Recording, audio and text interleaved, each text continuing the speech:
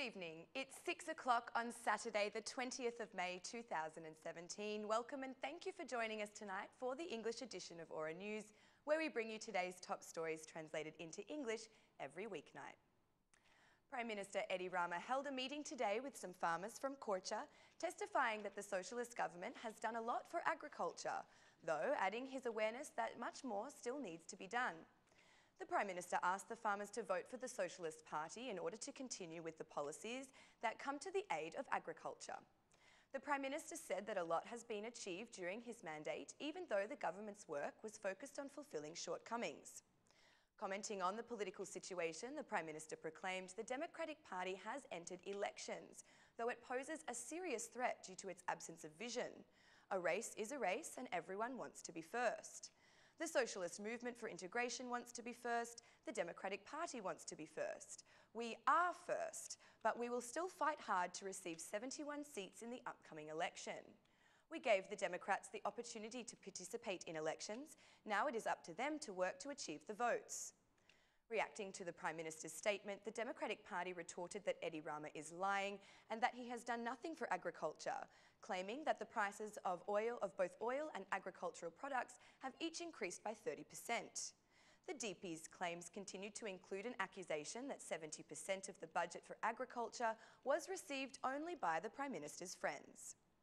The Democratic Party has pledged an investment into agriculture of €150 million as soon as it comes into power.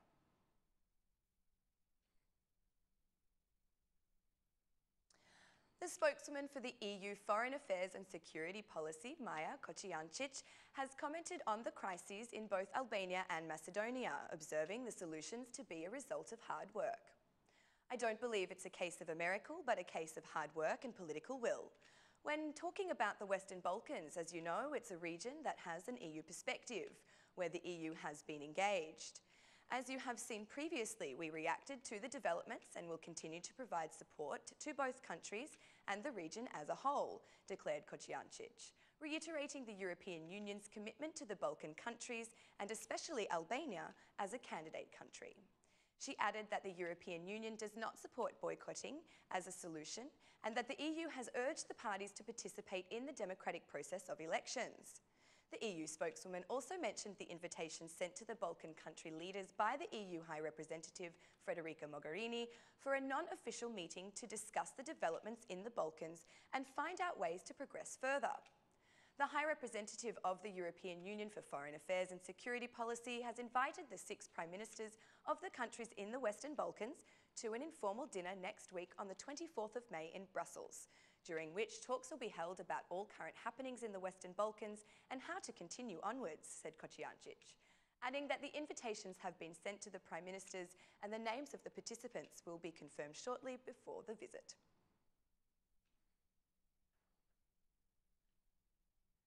Minister of Foreign Affairs Ditmir Bushati commented today on the agreement reached between the Prime Minister and the Democratic Party chairman for solving the political crisis.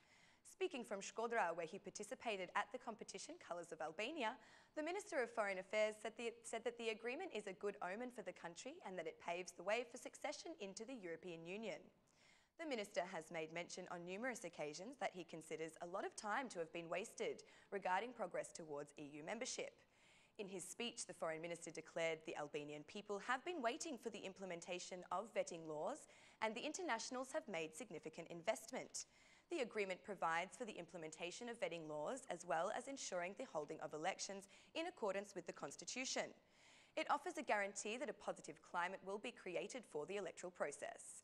The agreement has some other aspects which I would consider to be a good omen for the country.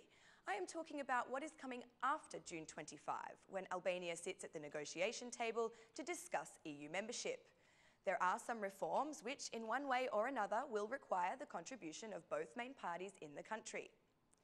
When asked about any possible pact between the Socialist Party and Democratic Party after the June 25 elections, the Minister of Foreign Affairs advised, every political party, including the Socialist Party, is committed to an honest process. Our objective is to receive a large number of seats in Parliament. Over the coming week, it is in the interest of everyone to make the right vote in Parliament, not only regarding vetting, but also the changes for which we have agreed. We hope a new chapter will open after June 25, referring also to the points of the agreement related to the negotiations between Albania and the EU concerning membership.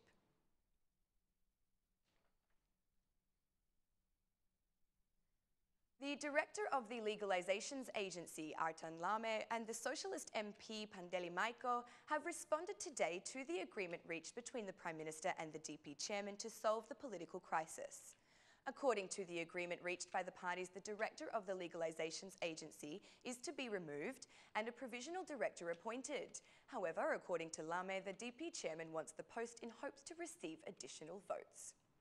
Meanwhile, according to Socialist MP Majko, there is no perfect agreement in politics, and anyone trying to determine a winner and loser only seeks to misinterpret the agreement. It is out of discussion that the agreement produces a co-governance. The Democratic Party should find the provisional ministers and directors, said Majko, adding that the Prime Minister is recognised for taking the wrong actions for a rightful purpose. Rama's politics are like paintings, making sense only when they are seen at the end, not at the beginning, where they may be seen as a mess, said the Socialist MP, noting that the agreement included the opposition in elections.